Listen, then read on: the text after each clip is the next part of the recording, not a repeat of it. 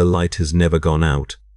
Not once in 10,000 years has the fire truly died, but I need you to hold that fact in your mind as context rather than comfort.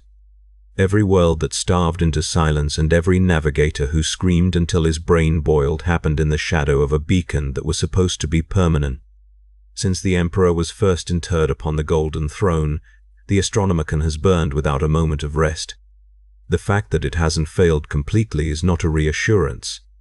You're only alive to hear my voice because that light still flickers, yet it has already wavered and cast half the galaxy into a nameless dark. There is no entry in the standard Administratum contingency documents for this kind of shadow, and Low Gothic lacks the words to describe the vacuum it left behind. This isn't a theoretical warning about a disaster that might come for us in the distant future. What we are discussing is a post-mortem of a collapse that has already taken place. Strip away the prayers and the hymns first. Forget the stained glass. Forget the altars. The Astronomican is an industrial process, not a metaphor. It is a machine that runs on human fuel every hour of every day, and the only reason the common citizens of the Imperium don't understand that is because the truth would make it impossible to keep praying. Anyway, look at the machine itself. Beneath the Imperial Palace on Terra, the Emperor has sat upon the Golden Throne since the 32nd millennium without moving or speaking. He is not alive in any way a decay would recognize, yet he is not dead in a sense that allows for a burial or a clean succession. He exists in a state that has no name, and from that 10,000-year act of sheer will, he projects a psychic signal into the screaming void of the warp. At full strength, the signal reaches 70,000 light-years, which sounds like a vast distance until you realize it doesn't even touch the galactic rim. The outer arms of the galaxy have always been cold and dark, meaning the Imperium has always had blind spots baked into its very geography. For the worlds the light actually reaches, including the shipping lanes and the vital Crusade corridors, that signal is the only reason anything functions. You have to understand the nature of the warp to understand why this matters. A ship entering the warp without a fixed reference point isn't traveling so much as drowning in a medium with no north and no floor. The warp is not space with the lights turned off. I've heard that comparison used 100 times in briefings, and it's wrong every time, because darkness is something we actually understand. It's the absence of light. The warp isn't an absence. It is a presence. It has texture and current and a weight that defies any physics your cogitator can model, and it shifts until something in it notices you are there. The Astronomican is the only fixed point in that madness, a lighthouse over a sea made of screaming. Now consider the cost of keeping that light burning. The Emperor does not project that beacon alone, because even a demigod cannot hold a 70,000 light-year signal without some form of massive amplification. To solve this, the Imperium built a choir of thousands of psykers drawn from the black ships that sweep the sectors for untrained talent. These children are taken from tithe worlds and carried toward a future of sacrifice where they are linked directly to the Emperor's will to add their strength to his. And then they burn out. It doesn't happen slowly or gracefully, as a choir member in active service usually lasts only a few weeks before the load destroys them. The sustained psychic output kills them from the inside out, with the nervous system failing under a weight it was never meant to carry, and the mind shattering long before the body finally gives up. The Imperium has to cycle through several thousand of these psykers every single year just to keep the beacon from flickering. The black ships never stop moving because they can't afford to. Think about the sheer scale of that consumption for a moment. The light that every navigator depends on to thread their ship through the warp is maintained by a continuous industrial process of burning human lives. This isn't symbolic or spiritual, but a literal mechanical necessity where the supply chain feeding the fire is the same one that feeds the rest of the galaxy. When that chain snaps, everything else breaks with it. This isn't a matter of theology or the Ministorum asking you to believe in the unprovable. We are talking about an industrial process running on human fuel with no redundancy and a primary component that has been rotting for 10 millennia. That is the machine the Imperium is built on. Now you know what it is. You have to understand what a navigator actually is before you can grasp what it means to rip the light away from one. They aren't pilots. They aren't technicians with some specialized certification the Navis Nobilitae stamps in triplicate. These beings are something far older than the modern Imperium, something built into the very foundation of humanity's expansion when the only other choice was sending ships into the warp blind and praying nothing noticed the hull. For 10,000 years, the Navigator bloodlines have been cultivated across generations, selected for a mutation that produces a third eye, a literal, vertical eye set into the forehead that stays sealed behind silk or a metal band when it isn't in use. They keep it covered because what that eye sees will shatter a normal human mind. Full stop, not damage it, shatter it. When a navigator opens that eye within the warp, what he perceives isn't darkness. It's a crushing presence filled with texture, currents, and a weight that defies physics. A medium that possesses clear intention without any intellect, direction without geometry, a shifting pressure that no cogitator has ever been able to fully map. And right in the center of that madness, burning through the filth with a steady and warm glow, sits the Astronomican. Across the centuries, multiple Navigator accounts describe the beacon using the exact same imagery of a star, but is also a living voice. It is a warmth with a specific direction that doesn't shift or flicker like the warp around it, mostly because it draws from the single most powerful human consciousness in existence. The warp hasn't found a way to fully corrupt what the Emperor anchors, so the Navigator locks onto that light and uses it as a fixed bearing to survive. They thread their ship through the screaming currents toward that glow, using it as a constant reference point to navigate toward a destination that is usually somewhere near where they intended to go. I use the word near for a reason. Ships almost never arrive exactly where they aimed. They drop into real space within a margin, sometimes tight, sometimes dangerously wide depending on the day, the currents and things no instrument has ever been built to measure. The Astronomican isn't a rail.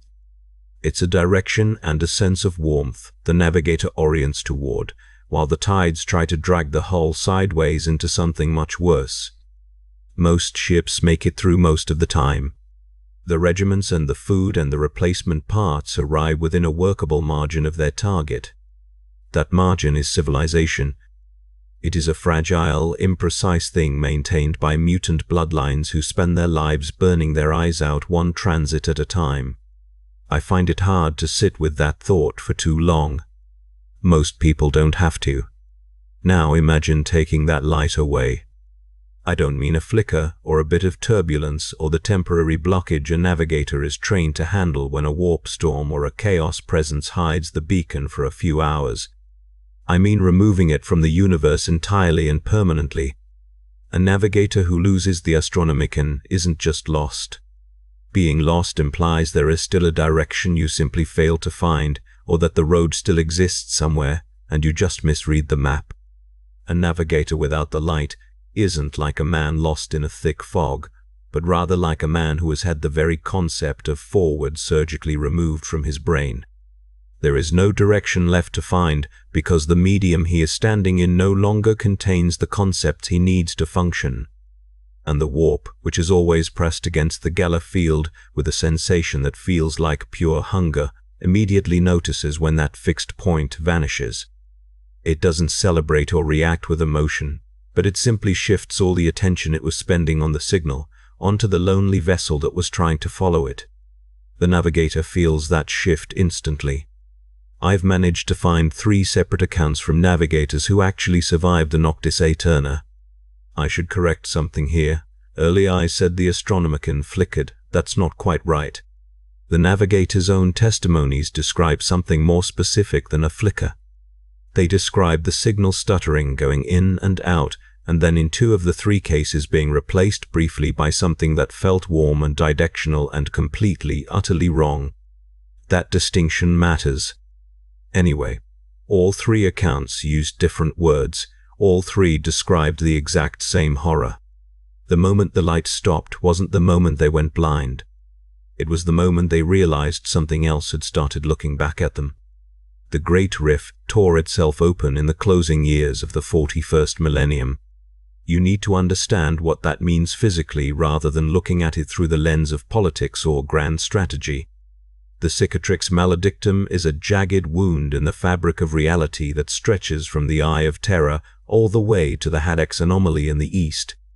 It is raw warp energy bleeding into our universe along a scar thousands of light years long, where the membrane that keeps the two worlds from consuming each other has been ripped wide open. In the exact second that the tear happened, the Astronomican flickered. It didn't go dark, but it wavered like a candle in a drafty corridor when a door opened somewhere far away. The navigators felt it as a stutter in their souls, a terrifying moment where the warmth they had relied on their entire lives became unreliable and faint. It became something that might be there 1 second and gone the next, or worse, a warp reflection of the light that pointed in the completely wrong direction. That stutter has a name in the archives, the Noctis Aeterna, or the Long Night. It only lasted for a few weeks, but that was more than enough to break the back of the Imperium.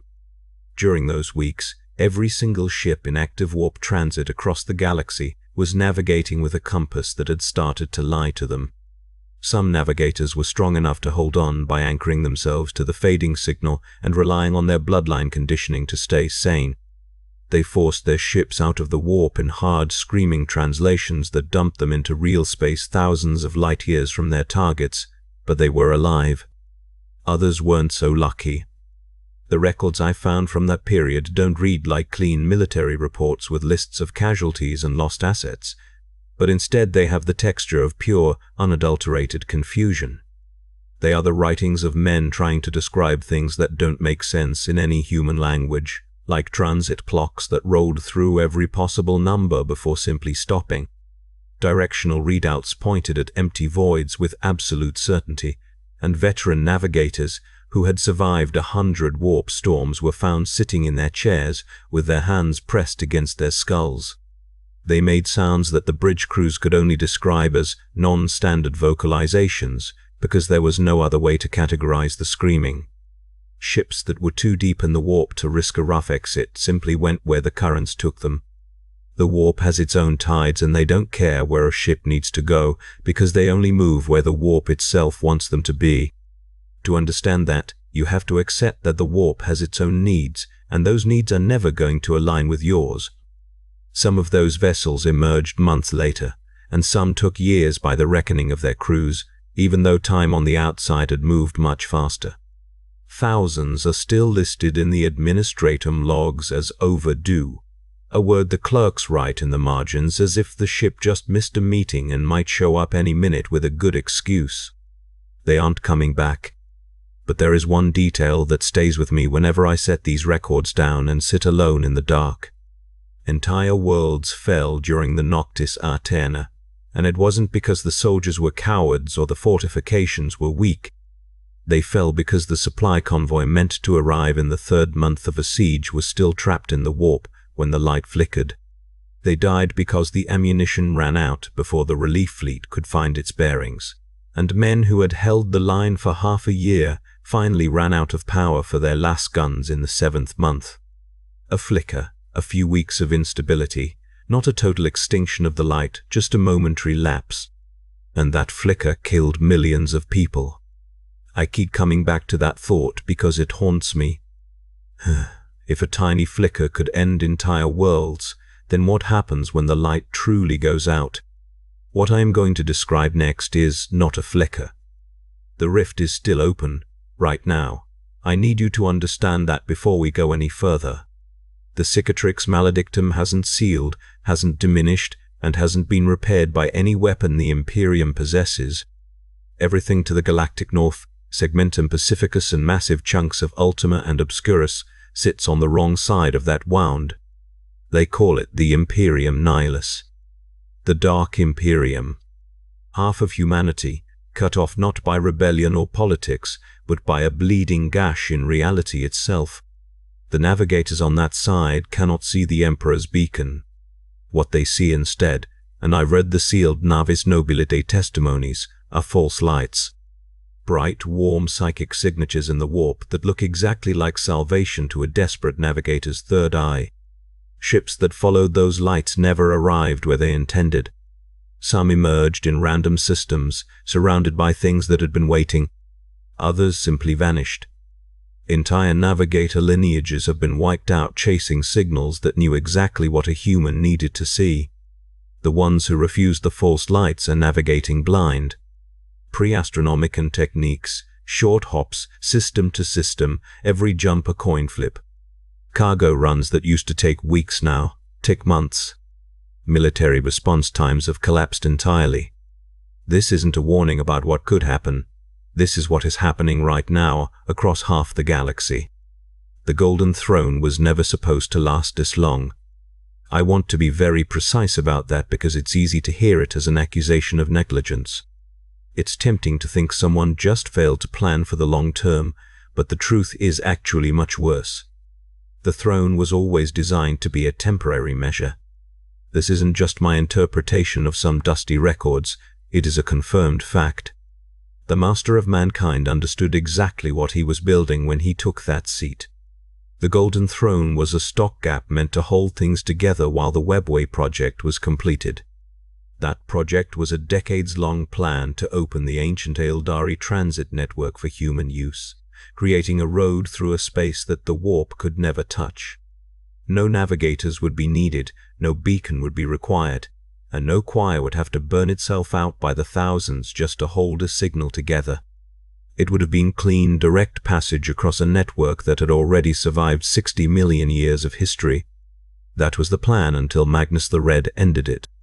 Whether it was through ignorance or a desperate kind of love that curdled into catastrophe, his psychic working cracked the wards protecting the webway beneath the Imperial Palace. The demonic incursion that followed wasn't just a raid, it was a flood of billions of entities pressing through a breach that should never have existed. They threatened to unravel the entire network from the inside out. The Emperor had to abandon the project and take the throne. He poured his entire will into sealing that breach and holding the boundary that his wards were supposed to protect. He did this as a temporary fix 10,000 years ago. The Adeptus Mechanicus has spent the last 10 millennia performing what they call maintenance. I use that word specifically because it is not the same as repair. To repair something implies you understand the design well enough to restore it to its original condition, but that knowledge is long gone. It was lost during the Age of Strife or buried on dead Forge worlds, leaving the Mechanicus to work with fragments and partial schematics. They use engineering guesswork, and when the technical documents run out, they use prayers as a substitute for understanding.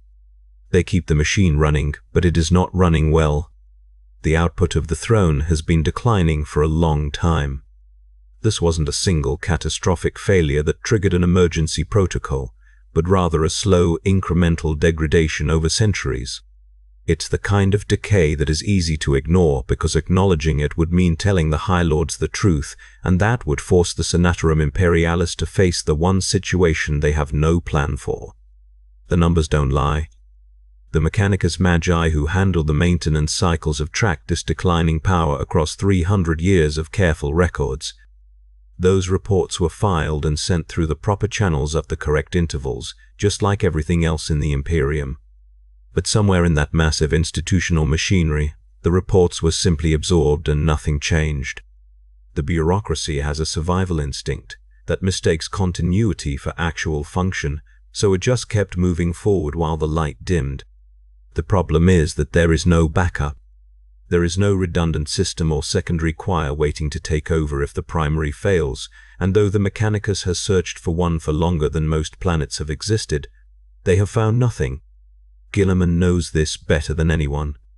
He returned to Terra after 10,000 years and stood before what his father had become, and the accounts of that moment describe the death of a very specific kind of hope. It wasn't the end of all hope, just the kind that believes things can be replaced. Look, I've been talking about empires and gods and galactic strategy for a while now. Let me bring this down to a single steel corridor and one man in a chair. The navigator's name is Phelan Vorst, and I only know that because his debrief survived. He was 44.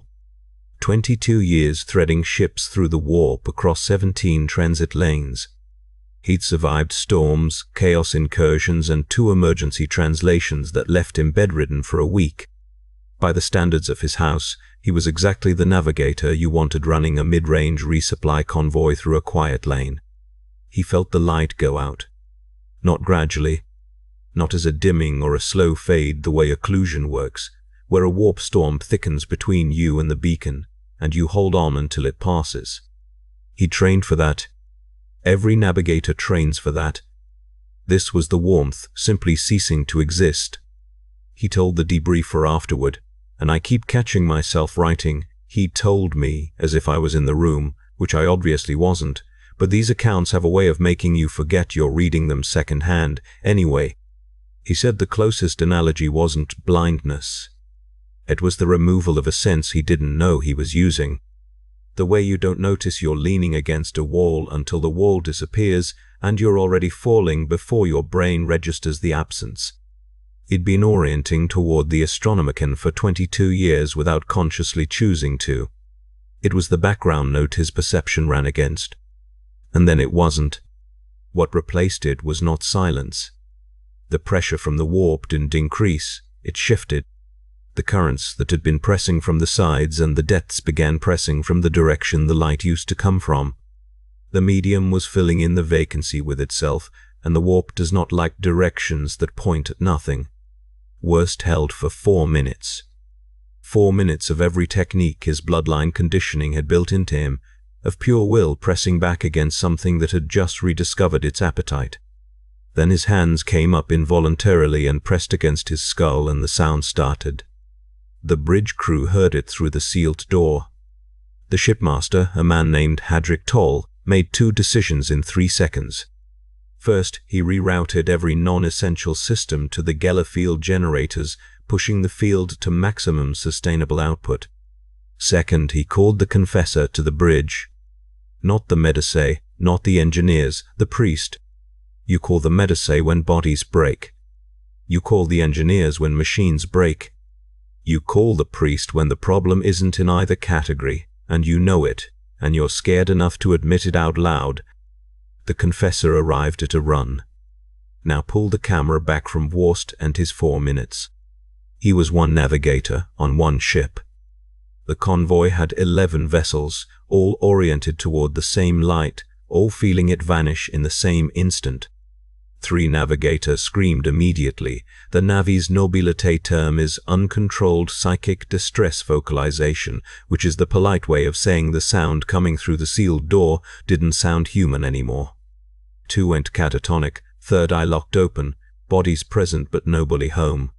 6 held on, barely, by fingernails and bloodline training and sheer animal refusal. The instruments didn't break.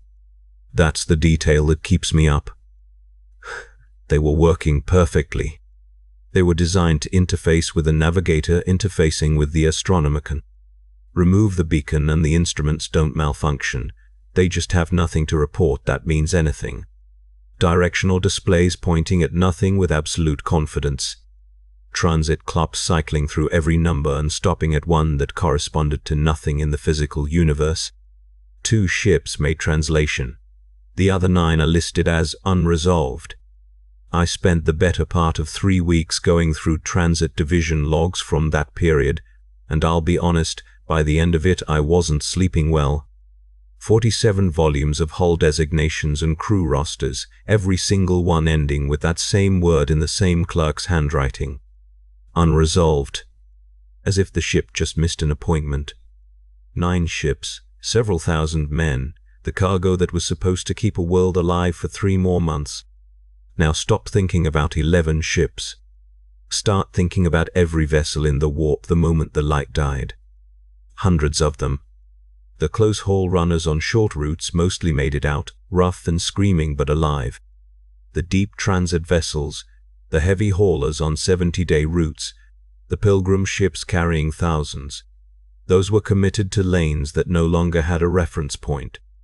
They went where the currents took them. Most of them are still listed as unresolved. The clerks use that word like professional courtesy. The accurate word is gone. Enough about the galaxy. Let me show you what this looks like for one man on one world. We will call it Vithara IV in the Segmentum Pacificus. It is a mid-tier hive world with 3 cities and a PDF force of about 40,000 soldiers spread between them. It is exactly the kind of unremarkable rock the Imperium owns by the thousands, the kind that keeps the gears turning without ever appearing in a high-level briefing. The governor here has held his post for decades without ever seeing a space marine or getting a personal letter from Terra. He governs, he collects the tithe, and he keeps the casualty rates at an acceptable level while filing his reports on time. Then the rift opens. He does not actually know what has happened.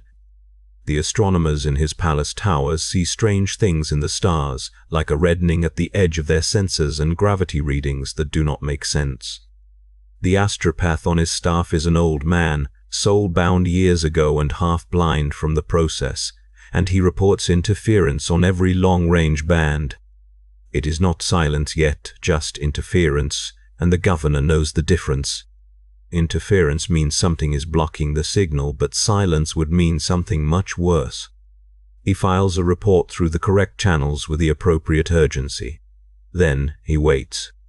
The supply convoy that was supposed to arrive in 3 months never shows up. This is not a crisis yet, because convoys are often late and the warp does not care about human schedules. When it is 6 months late, it becomes unusual, but it is still within the historical variance for this specific trade route. He calls a meeting and adjusts the rationing for the lower hive levels while increasing the agridome targets by 12%. His logistics man, Darren Saul, has run these numbers for 20 years and tells him the stockpiles can last 14 months on these rations, or 22 if they go to emergency levels. I should correct that number. Saul's actual projections say 14 months at adjusted rations, but a later entry in his notes revises that down to 11 after the agridomes underperformed. The gap between the official number and the real one is 3 months. 3 months is the difference between holding the line and watching the food riots start. The governor chooses the lighter rations. He is trying to stop a panic before it starts, because in his experience, a panicked mob is more dangerous than a food shortage.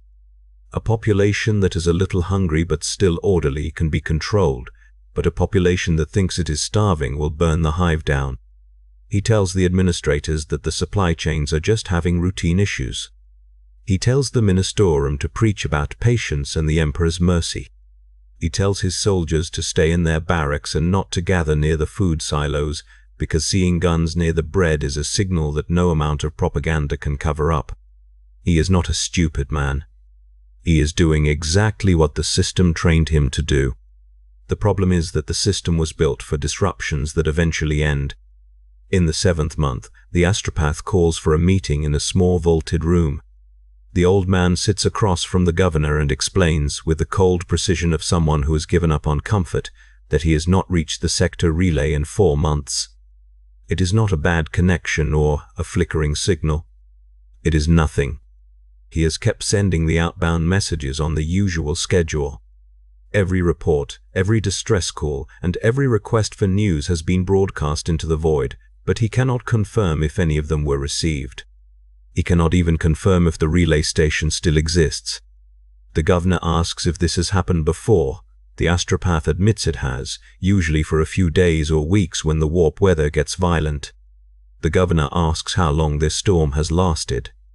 The astropath looks at the wall for a second before looking back.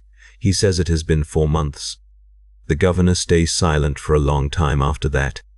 Outside those walls, the hive keeps breathing its recycled air and running its assembly lines.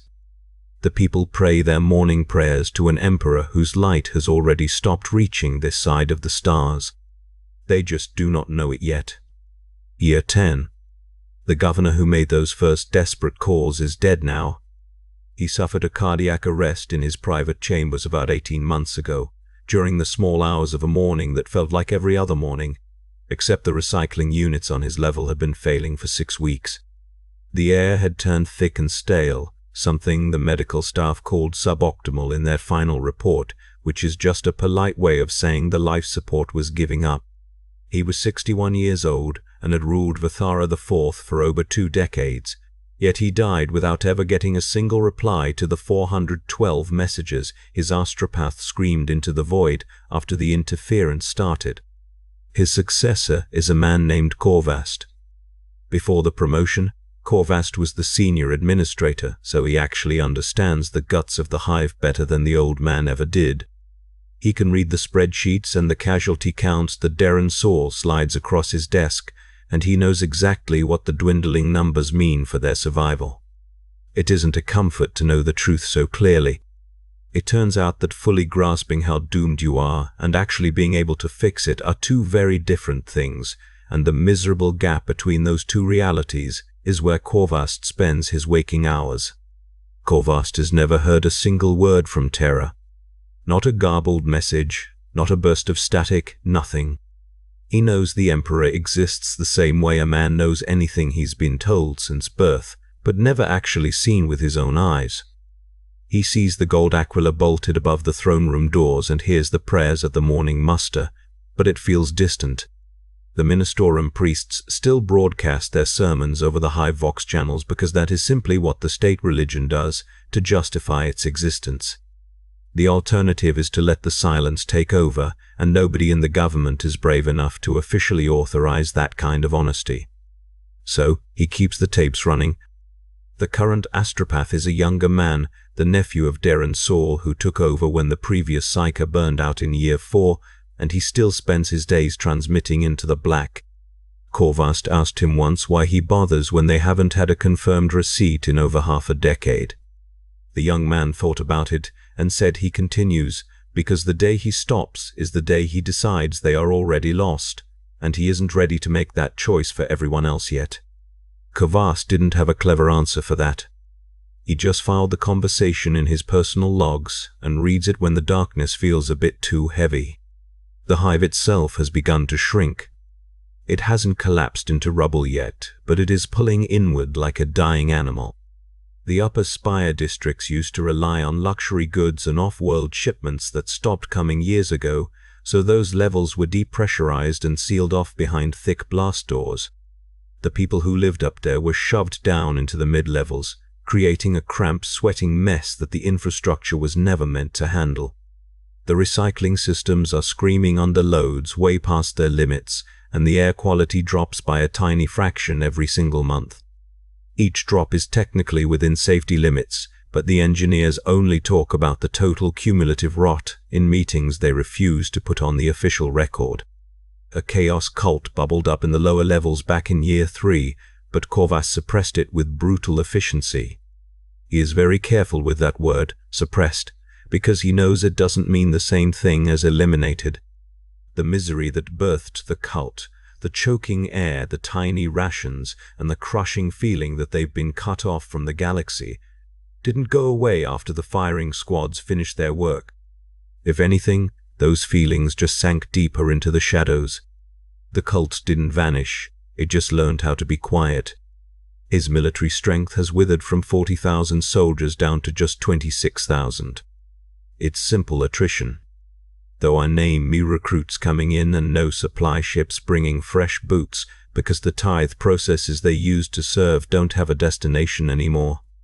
He's been running his defense force at 65% strength for 4 years now, mostly because 65% is all the living bodies he has left. He still holds the morning muster every single day. When the Ministorum priest assigned to the troops got sick and died, Korvast started reading the Emperor's benediction himself. He isn't a holy man, and he doesn't have the holy scripts memorized, so he just reads the words off a tattered reference card. His officers stand there and watch him stumble through the lines, but nobody says a word about it. They know the alternative is to stop praying entirely, and nobody is ready to face what happens after that. Before I move on from Vathara, there's one more detail I found in Saul's records that has nothing to do with the strategic picture. In a maintenance log from year 7, buried between atmospheric recycler efficiency reports and a requisition form for water purification tablets, there's a single entry that reads, Sub-Level 9 Hydroponics Bay, Personal Allocation. 4 trays of root vegetables yield satisfactory. Darren Saul was growing a garden. The man who ran the numbers every day and knew exactly how many months they had left before the food ran out was spending his free time cultivating root vegetables in recycled water under artificial light, 3 levels below the main hive. The entry appears 6 more times across the next 2 years, each one noting the yield in careful, precise handwriting. Then it stops. There's no explanation for why it stops. Maybe he ran out of nutrients.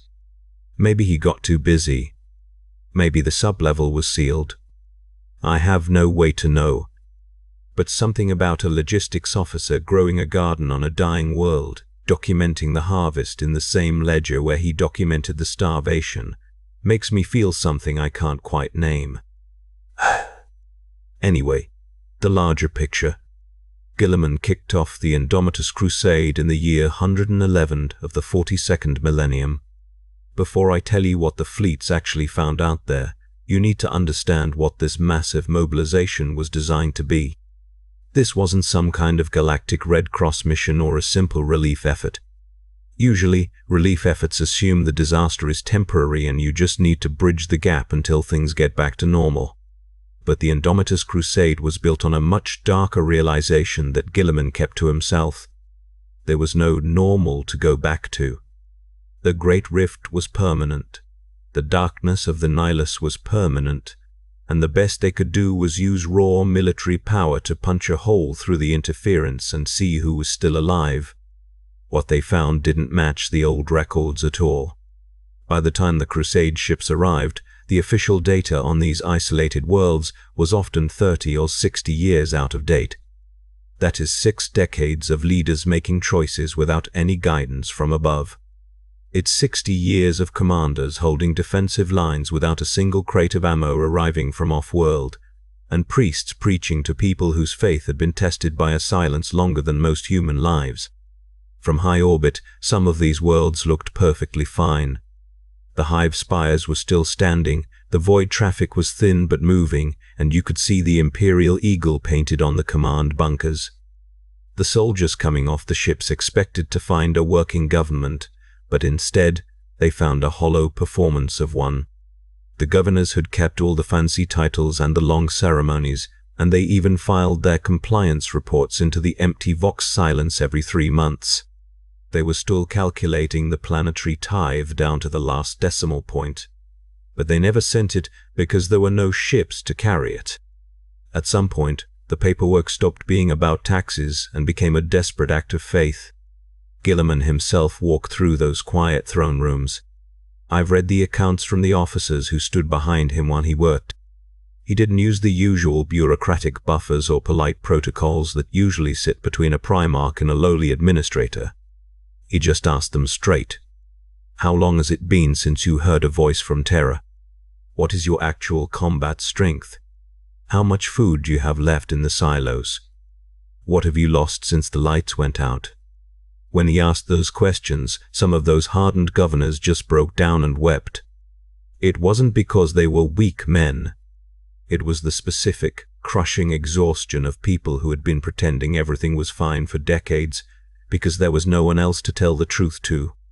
That mask of composure was the only thing keeping their world from sliding into the abyss, and the moment a real authority figure showed up to take the report, the mask finally shattered. Of course, some worlds were beyond saving. I'm not going to sugarcoat what the scouts found at those sites. The Crusade's chaplains were busy for months trying to process the horror of planets that held out for 5 years and then just snapped. You could see the pattern everywhere. The food ran out, which sparked a riot, which let a cult rise up, which forced the military to start a civil war they couldn't win. The links in the chain were always the same, even if the names changed. The end result was always a graveyard. But they didn't all fall to demons or traitors. Some of them just fell to the math of starvation. The Crusade found worlds where the population had withered away to almost nothing before help arrived. The survivors were huddled in the freezing lower levels of dead hives, eating recycled waste and cave fungus to stay alive. But even then, They were still saying their morning prayers in front of a faded aquila on the wall. They were still praying. That's the one detail that shows up in almost every single report from the front lines of the Crusade. They found worlds on the very brink of extinction where the government was just one tired clerk in a cold room, and the food was nothing but chemical sludge, yet the prayers were still being whispered into the recycled air. These were men and women who hadn't heard a response from their god in a lifetime, but they kept speaking into the dark anyway. I don't really know what to make of that. Maybe I'm not supposed to. The Emperor protects, he'd better. Meanwhile, every single enemy of the Imperium kept moving. The navigators are going blind. The Golden Throne is failing. The choir burns to ash, one life at a time. And not one of those enemies has slowed down by a single step. The Imperium built its entire ability to move on a single fragile light. Every nightmare it faces was built to function without it. Chaos fleets navigate by demonic guidance and patron favor. A war fleet dedicated to Khorne doesn't need the Astronomican. It needs a direction and enough violence to sustain the passage. When the light dims, chaos doesn't lose its compass. It gains a quieter sea. The frequency that was drowning out the warp's true nature finally stops, and the medium remembers what it was before the Emperor imposed order on it. The orcs didn't notice the beacon die because they never used it. Every orc aboard a ship believes they'll reach the fight, and that collective psychic stubbornness is older than the Imperium. The warp obliges. Ships that should be torn apart push through anyway. When the Astronomican fades, the orc doesn't care. What changes isn't their mobility, it's the quality of the resistance waiting for them on the other end. The coordinated Imperial defense lines that used to hold them back depend on relay networks and reinforcement fleets. Take those away, and the orcs feel the rope go slack. They push harder. Not because they understand logistics. Because pushing is working now, and for an orc that's the only variable that matters. The Drukhari have the webway. The Necrons have dolmen gates. Neither technology intersects with the warp in any way that makes them care about a failing beacon. They are unaffected, and they are watching. And then there are the Tyranids, and this is the part that genuinely scares me. The hive mind doesn't navigate by beacons. It reads the warp the way a predator reads a blood trail, following psychic biomass, the warmth of inhabited worlds, the density of living minds broadcasting biological complexity into the void. From the hive mind's perspective, the Astronomican was never a lighthouse. It was a dinner bell. A 70,000 light-year announcement broadcast for 10 millennia into the exact medium the hive mind reads, declaring precisely where humanity's greatest concentration of biomass sat. The Emperor built a beacon to guide his ships. He also accidentally built the most efficient long-range target marker in galactic history and aimed it at his own civilization. When the Astronomican flickered during the Noctis Aeterna, the hive fleet slowed. Not stopped, slowed. The observers who were still alive described it as hesitation, but hesitation requires doubt, and the hive mind does not doubt. What they were watching was recalibration. The loudest signal went inconsistent, so the hive mind shifted its focus to the quieter ones. Because the quieter ones were still there. The Astronomican going dark doesn't make humanity invisible.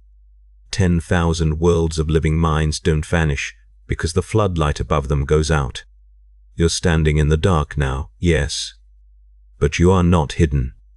You're just a candle where there used to be a sun, and the thing that was tracking the sun has been finding candles for 65 million years across 3 galaxies. Losing one loud signal has never made it stop. There's a common misconception I need to kill before it takes root. The warp is not a vacuum that chaos fills when the Astronomican dies. The beacon doesn't illuminate the warp, it drowns it out. For 10,000 years, a psychic frequency so powerful it smothered everything else has been sitting over the Imperium like a weight. The Chaos Gods aren't diminished by that sound. Their power doesn't shrink. But the warp's ability to move freely, to open paths, to whisper, to twist probability, has been muffled by a note that never stopped. When the note stops, the warp doesn't change. It remembers. It returns to its own nature, which is not empty and not neutral. The things inside it do not need to be summoned. They just need the background noise to stop. What follows doesn't look like an invasion. Scene shifts probability until ships begin miscalculating translation vectors by margins too small to flag, a degree here, a fraction there, until vessels emerge in systems where something has been waiting. Nurgle grows in the conditions a dying fleet already carries: cramped air, failing rations, bodies technically not starving. The conditions were always there. The suppression was the only thing stopping their fullest expression. Khorne gets the riots and the mutinies, the supply wars and the violence that was always present but muffled. Now it rings at full volume. And Slaanesh gets the faith that has curdled into performance. Prayers said from habit. Benedictions read off tattered cards by governors who don't believe the words but can't afford to stop speaking them. The genuine devotion is already gone. What remains is the hollow shape of it, and that hollow shape is exactly what the Dark Prince has been waiting for. They didn't celebrate when the light died. They simply received everything the suppression had been holding back for 10,000 years. I started this account by telling you the light had never gone out. That is still technically true. The throne holds. The choir still burns through its human fuel. The beacon still reaches the worlds it reaches, and the Navigator Houses still thread their ships by its bearing and arrive somewhere near their destinations. The body of civilization is still moving, if you don't look too closely at the joints. But I've read what happens when the light falters. I've read the transit logs and the governor's files and the maintenance reports from a man who grew root vegetables 3 levels underground while his spreadsheets counted down to 0. I've read the testimony of Phelan Vorst's 4 minutes of holding on, and the word unresolved written 47 times in the same clerk's handwriting, and the sealed accounts of navigators who watched the darkness start looking back at them. And faltering is what the light is doing. Right now. The numbers exist. They've been filed and confirmed and cross-referenced, and then quietly set aside, because the alternative to ignoring them is confronting what they mean, and confronting what they mean requires a plan, and nobody has found one. I'm honestly not sure what the right ending for this account is. The data says one thing. The people still standing in the dark say something else. The governors who held their walls for 30 years without relief didn't do it because the numbers were in their favor. They did it because holding on was the only thing left that meant anything, and meaning, however thin, however compressed down to its smallest possible core, turns out to be more durable than infrastructure. The light has flickered. The throne is degrading.